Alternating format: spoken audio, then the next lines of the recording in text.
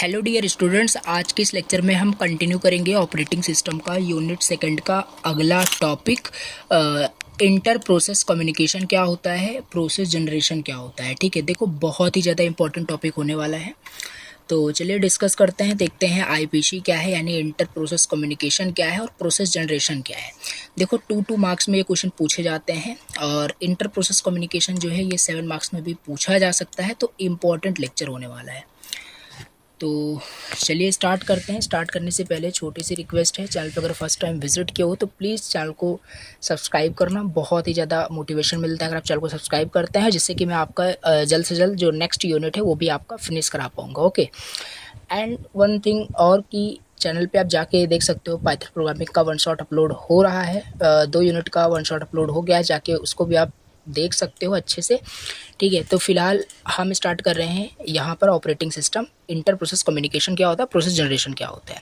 And ये last topic होने वाला है, इस लेक्चर के अंदर आपका पूरा यूनिट सेकंड फिनिश हो जाएगा। ठीक है, ये लास्ट टॉपिक बचा हुआ था और ये सारे टॉपिक्स ऑलरेडी मैंने डिस्कस कर रखे हैं। चलिए स्टार्ट करते हैं।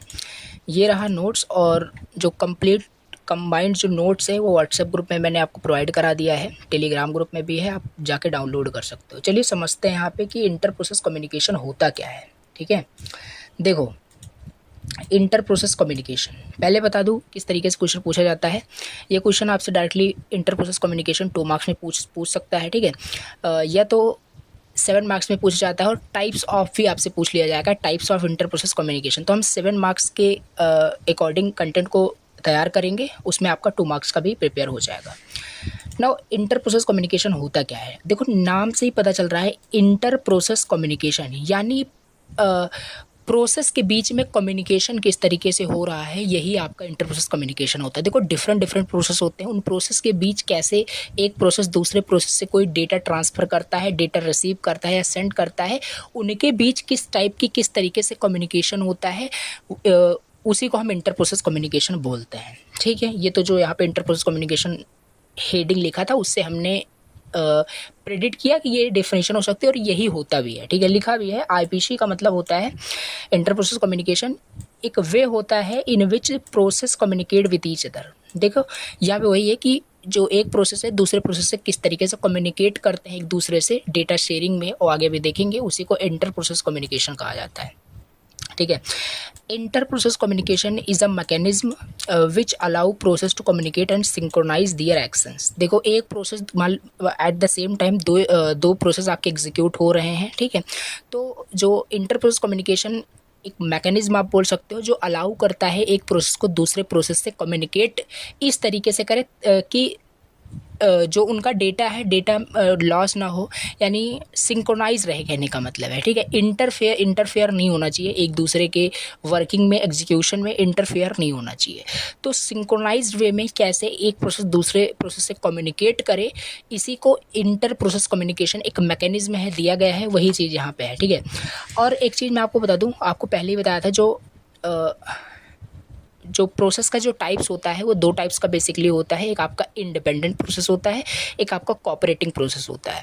तो इंडिपेंडेंट प्रोसेस क्या होता था, इंडिपेंडेंट प्रोसेस मतलब कि कोई 2 प्रोसेस है, प्रोसेस ए प्रोसेस बी। ठीक है, तो प्रोसेस ए जो है वो कोई भी मतलब डिपेंड नहीं कर रहा है प्रोसेस बी पे, यानी process A does not impact on another process, कोई भी इम्पैक्ट नहीं डालता है दूसरे प्रोसेस पे, उसे हम इंडिपेंडेंट प्रोसेस बोलते हैं। और कोऑपरेटिंग प्रोसेस क्या होता था, कोऑपरेटिंग प्रोसेस मतलब कि डिपेंड करता है दूसरे प्रोसेस से। ठीक है, कि दूसरा प्रोसेस एग्जीक्यूट होगा तो मैं होऊंगा, यानी कि इम्पैक्ट डालता है दूसरे प्रोसेस के ऊपर। तो वो चीज़ हमने देखी थी।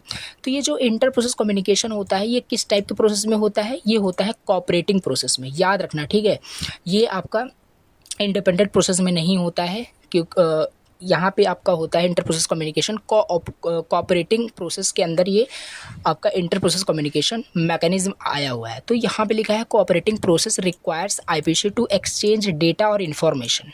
ठीक है, आईपीसी की हेल्प से, इंटर प्रोसेस कम्युनिकेशन की हेल्प से जो कोऑपरेटिंग प्रोसेस होते हैं जो आपस में डिपेंड करते रहते हैं, इम्पैक्ट डालते हैं एक दूसरे के ऊपर, वो कैसे अपना डेटा एक्सचेंज करते हैं, इन्फॉर्मेशन कैसे शेयर करते हैं, ये चीज़ यहाँ पे इसी को इंटर प्रोसेस कम्युनिकेशन बोला जा रहा है। ठीक है, तो देखो 2 मार्क्स में आता है तो आपको इतना ये जो 3 पॉइंट्स मैंने बताया ये लिख दोगे तो इनफ है। देन अगर 7 मार्क्स में आता है, नाउ अब यहाँ पे टाइप्स भी आपको लिखने पड़ेंगे। तो types of inter process communication कितने टाइप से होते हैं? देखो 2 टाइप से आपका यहाँ पे इंटर प्रोसेस कम्युनिकेशन हो सकता है कोऑपरेटिंग प्रोसेस के बीच। ठीक है, पहला शेयर्ड मेमोरी, दूसरा message parsing.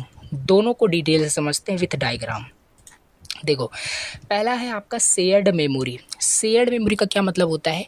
Shared memory means एक आपका रिसोर्स है, मीन्स मेमोरी जो कि शेयर्ड है, शेयर हो रहा है एक प्रोसेस और दूसरे प्रोसेस के बीच में। मतलब अब प्रोसेस देखो डायग्राम के हेल्प से समझते हैं।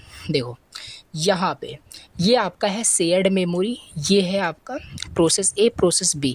अगर प्रोसेस ए को देखो, अगर प्रोसेस ए को प्रोसेस बी के साथ कम्युनिकेट करना होगा तो किस तरीके से कर सकता है? With the help of shared memory करेगा। इसको कुछ भी अगर डेटा प्रोसेस बी को सेंड करना है तो वो क्या करेगा? ये अपना डेटा इस शेयर्ड मेमोरी में राइट कर देगा। ठीक है, शेयर्ड मेमोरी में अपना जो डेटा है वो राइट कर देगा एंड देन प्रोसेस बी क्या करेगा? प्रोसेस बी उस शेयर्ड मेमोरी से डेटा को रीड कर लेगा। ठीक है, ये प्रोसेस बी जो है उस शेयर्ड मेमोरी से फिर डेटा को रीड कर लेगा। इस तरीके से इस process A and process B के बीच जो भी डेटा एक्सचेंज होना था, जो भी रीड राइट होना था, वो हो गया with the help of shared memory. बस यही है डायग्राम में। ठीक है, तो ये जो डायग्राम है शेयर्ड मेमोरी का डायग्राम है, ये आपको बनाना है। आगे यहाँ पे लिखा भी है देखो कि इस मॉडल में क्या होता है? In this model of inter process communication a region of memory is shared among cooperating process. और यहाँ पे जो प्रोसेस ए प्रोसेस बी है, ये दोनों एक दूसरे पे डिपेंड कर रहे हैं। ठीक है, यानी कि कोऑपरेटिंग प्रोसेस है आपका। तो ये चीज़ है, इसमें शेयर्ड मेमोरी जो है शेयर हो रही है among cooperating process can there exchange data information of reading है, जो बताया यहाँ पे वही लिखा है। यानी इस with the help of shared memory की हेल्प से कोई भी प्रोसेस, चाहे प्रोसेस ए चाहे प्रोसेस बी, आपस में डेटा को एक्सचेंज कर सकते हैं। डायरेक्टली वो कम्युनिकेट नहीं करते हैं, शेयर्ड मेमोरी का यूज़ करके वो कम्युनिकेट करते हैं। ठीक है, ये याद रखना है आपको। लिखा है शेयर्ड जो मेमोरी होता है, ये मॉडल जो है शेयर मेमोरी मॉडल जो होता है इंटर प्रोसेस कम्युनिकेशन के अंदर, ये फास्टर होता है। ये भी आपको एक पॉइंट्स याद रखना है। ठीक है, क्यों फास्टर होता है आगे अभी जब मैसेज पार्सिंग देखेंगे तो क्लियर हो जाएगा। अब यहाँ पे लिखा है however it requires careful synchronization mechanism to ensure that the process do not access shared memory in inconsistent conflict manner. Means क्या? इसमें देखो क्या है, कहने का क्या मतलब है कि जो आपका यहाँ पे डेटा जो एक्सचेंज हो रहा है with the help of shared memory, shared resources, process A process B के बीच जो इंटर प्रोसेस कम्युनिकेशन हो रहा है, वो केयरफुल सिंक्रोनाइजेशन मैकेनिज्म भी आपका यूज़ होना चाहिए। ठीक है, मतलब कहने का क्या मतलब है, कोई भी डेटा अगर एक्सचेंज हो रहा है, कम्युनिकेशन हो रहा है, तो वहाँ पे कॉन्फ्लिक्ट जनरेट नहीं होना चाहिए। हम शुरुआत से ही पढ़ते चले आ रहे हैं कंकरेंसी और सिंक्रोनाइजेशन के बहुत सारे प्रॉब्लम्स देखे, उसको सोल्यूशन देखे सीमाफोर का यूज़ करके। तो यहाँ पे कहने का क्या मतलब है कि अगर प्रोसेस ए कुछ प्रोसेस बी को सेंड करना चाहता है तो पहले क्या करेगा? ये पहले शेयर्ड, एक सेकंड, पहले क्या करेगा? ये शेयर्ड मेमोरी में उसको राइट करेगा जो भी डेटा उसे प्रोसेस बी को भेजना चाहता है। ऐसा ना हो जिस टाइम ये भेज रहा है उस टाइम ये भी शेयर्ड मेमोरी को एक्सेस किया हुआ है, तो क्या होगा? कॉन्फ्लिक्ट जनरेट होगा, डेटा इनकंसिस्टेंट की प्रॉब्लम आ जाएगी। सो वो नहीं होना चाहिए। यानी एट द सेम टाइम अगर ये यूज़ कर रहा है तो ये पहले इस पर राइट कर दे, देन ये यहाँ से वो रीड करेगा। तो इस तरीके से आपस में इंटर प्रोसेस कम्युनिकेशन सक्सेसफुली हो जाएगा विदाउट कॉन्फ्लिक्टिंग। ठीक है, बिना कॉन्फ्लिक्ट जनरेट किए हुए। तो अब टेक्निक सच एज, अगर डेटा इनकंसिस्टेंट रखना है यानी कि सिंक्रोनाइज रखना है प्रोसेस के बीच जो भी कम्युनिकेशन हो रहा है, तो बहुत सारे टेक्निक्स यूज़ होते हैं। पहला जैसे semaphores, lock and monitors and commonly use to manage access to shared memory in synchronized manner. ये तो ऑलरेडी ही डिस्कस किया था कि सीमाफोर का यूज़ करके हम कैसे प्रोसेस को सिंक्रोनाइज कर सकते हैं, ये सब तो देखा था। तो टेक्निक्स भी बहुत सारे होते हैं, लॉक्स होता है, मॉनिटर्स होता है, ये सब सिलेबस में नहीं है। सीमाफोर था, सीमाफोर हमने देखा। बाकी ये चीज़ यहाँ पर थोड़ा सा टेक्निक्स भी लिखा हुआ है कि अगर सिंक्रोनाइजेशन अगर करना है प्रोसेस के बीच तो हम सीमाफोर का यूज़ कर सकते हैं, लॉक्स का यूज़ कर सकते हैं, और भी चीज़ों का हम यूज कर सकते हैं। तो ये हो गया इंटर प्रोसेस कम्युनिकेशन का पहला टाइप, शेयर्ड मेमोरी का यूज़ करके कैसे कम्युनिकेशन हो रहा है। Now second one is message parsing. Message parsing क्या है? देखो इसमें क्या होता है, डायग्राम के हेल्प से समझते हैं, एक बार में ही क्लियर हो जाएगा। देखो कोई भी देखो इस मॉडल में क्या होता है, जो प्रोसेस होता है इस मॉडल में जो प्रोसेस होता है वो कम्युनिकेट करता है by sending end receiving messages. मतलब कहने का क्या मतलब है, देखो इसको पढ़ेंगे तो अच्छा समझ में आएगा। यहाँ पे मान लेते हैं दो प्रोसेस P1 एंड P2 है, जैसे यहाँ पे ऊपर देख सकते हो, ऊपर आपका हम प्रोसेस ए को P1 मान लेते हैं, इसे P2 मान लेते हैं, और यहाँ पे आपका कर्नल है आपका, ठीक है। अब देखिए जैसे मान लेते हैं P1 and P2 want to communicate, ये दोनों प्रोसेस आपस में कम्युनिकेट करना चाहते हैं, तो कैसे ये कम्युनिकेट करेंगे, ठीक है। यहाँ पे शेयर्ड मेमोरी का कंसेप्ट नहीं है, मैसेज पार्सिंग का कंसेप्ट है। तो क्या है मैसेज पार्सिंग, वही देखते हैं। तो वो इस तरीके से कुछ प्रोसीजर फॉलो करेंगे कम्युनिकेट करने के लिए। पहला इस्टेब्लिश करेंगे एक communication link. Communication link establish करने का क्या मतलब है बताता हूँ, ठीक है। सेकंड पॉइंट यहाँ पे start exchanging message using basic primitives, जिसमें कि आपका कर्नल आ गया है। वी नीड टू प्रिमिटिव्स पहला सेंड एंड रिसीव। देखो इसका मतलब क्या है, इसका मतलब क्या है, जैसे ये मान लेते हैं प्रोसेस ए प्रोसेस बी के साथ कम्युनिकेट करना चाहता है, तो सबसे पहले जो सेंडर प्रोसेस है वो कंस्ट्रक्ट करेगा एक मैसेज को। प्रोसेस ए कम्युनिकेट करना चाहता था, प्रोसेस ए कोई भी मैसेज जो है कंस्ट्रक्ट करेगा और उसे एक्सप्लिसिटली जो है सेंड करेगा टू द रिसीविंग प्रोसेस, ठीक है। देखो पहले जैसे प्रोसेस ए आपका था, यहाँ पे आपका प्रोसेस ए है, प्रोसेस बी के बीच कम्युनिकेशन करना है, तो प्रोसेस ए पहले क्या करेगा, जो भी डेटा सेंड करना चाहता है प्रोसेस बी को, वो पहले यहाँ पे कर्नल को सेंड करता है, ठीक है। कर्नल को सेंड करता है, देन कर्नल क्या करता है, उसे प्रोसेस बी को सेंड करता है। यहाँ पे कर्नल की हेल्प से सारी चीज़ें हो रही है, इसे ही मैसेज पार्सिंग कहते हैं। मैसेज पार्स हो रहा है with the help of kernel. Kernel क्या था बताया था आपको, ऑपरेटिंग सिस्टम का एक कोर कंपोनेंट वही होता है कर्नल। सो मैसेज पार्सिंग, तो ये हो गया message parsing. Message parsing means कि प्रोसेस ए प्रोसेस बी अगर कम्युनिकेट करना चाहता है एक दूसरे से, तो with the help of kernel ये पॉसिबल हो पाता है। प्रोसेस ए पहले जो भी मैसेज प्रोसेस बी को सेंड करना चाहता है वो पहले कर्नल में राइट करता है, देन कर्नल उसे प्रोसेस बी को रीड करवाता है। तो ओवरऑल ये मैसेज पार्सिंग का मतलब है। पहला यहाँ पे जैसे था कम्युनिकेशन लिंक एक इस्टेब्लिश होगा, then exchanging message using basic primitives यानी कर्नल का यूज़ करके सेंड एंड रिसीव किया जाएगा। उसके बाद लिखा है कि ये है this communication can be either synchronous, और ये जो कम्युनिकेशन होगा जो with the help of kernel possible हो पाया है, या तो वो सिंक्रोनस होगा या तो एसिंक्रोनस होगा। अब सिंक्रोनस कम्युनिकेशन क्या होता है, तो सिंक्रोनस कम्युनिकेशन मीन्स कि जो सेंडर है वो वेट करता है जब तक रिसीवर का एक एक्नॉलेजमेंट रिसिप्ट नहीं मिलता उसे, तब तक वो आगे का जो प्रोसेस है एग्जीक्यूट नहीं करता है, क्योंकि कोऑपरेटिंग प्रोसेस ही होता है तो डिपेंड तो करेगा। तो सिंक्रोनस कम्युनिकेशन का मतलब यही है कि सेंडर एक बार सेंड करने के बाद डेटा टू द कर्नल, वो वेट करता है कि रिसीवर ने उसे रिसीव किया कि नहीं, तो रिसीवर एक एक्नॉलेजमेंट रिलीज़ करता है जिससे सेंडर को पता चलता है कि हाँ उसे मैसेज रिसीव हो चुका है। तो ये सिंक्रोनस कम्युनिकेशन होता है। एसिंक्रोनस कम्युनिकेशन में सेंडर किसी का वेट नहीं करता, कंटिन्यू रहता है अपने एग्जीक्यूशन में बिना वेट किए हुए कि रिस्पॉन्स चाहे मिले प्रोसेस की तरफ से अदर रिसीवर की तरफ से या ना मिले, वो अपना कंटिन्यू रहता है। तो ये ओवरऑल हमारा मैसेज पार्सिंग है। वहाँ पे शेयर्ड मेमोरी था प्रीवियस में, डिफरेंस इतना है इसमें शेयर्ड मेमोरी का यूज़ करके कम्युनिकेशन हो रहा था, इंटर प्रोसेस कम्युनिकेशन हो रहा था, यहाँ पे कर्नल का यूज़ हो करके हो रहा है। तो ये चीज़ हमारे पास इंटर प्रोसेस कम्युनिकेशन हो गया। यहाँ पे नेक्स्ट टॉपिक है प्रोसेस जनरेशन। प्रोसेस जनरेशन बोल लीजिए या प्रोसेस क्रिएशन बोल लीजिए। सिलेबस में दिया हुआ है प्रोसेस जनरेशन करके, छोटा सा टॉपिक है, 2 मार्क्स मैक्स टू मैक्स पूछा जा सकता है। तो इसे समझ लेते हैं प्रोसेस जनरेशन होता क्या है।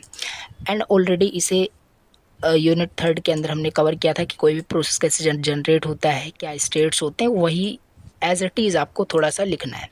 तो प्रोसेस जनरेशन का मतलब क्या होता है, प्रोसेस जनरेशन मीन्स कि प्रोसेस का क्रिएट होना, ठीक है। एक न्यू प्रोसेस कैसे बनता है, क्या स्टेप्स होते हैं। तो अब प्रोसेस में क्रिएट सेवरल न्यू प्रोसेस, एक जो प्रोसेस होता है वो प्रोसेस बहुत सारे प्रोसेस को क्रिएट कर सकता है by system call. System call क्या होता है आपको बताया था during the course of execution, ये यूनिट 1 का टॉपिक है, सिस्टम कॉल देखा था अच्छे से। तो प्रोसेस एक प्रोसेस जो होता है वो क्रिएट कर सकता है सेवरल न्यू प्रोसेस को विया क्रिएट प्रोसेस सिस्टम कॉल का यूज़ करें during the course of execution. जब कोई प्रोसेस एग्जीक्यूट हो रहा होता है तो उस एग्जीक्यूशन के ड्यूरिंग यानी उस एग्जीक्यूशन के दौरान वो अनदर प्रोसेस को भी क्रिएट कर सकता है, ठीक है।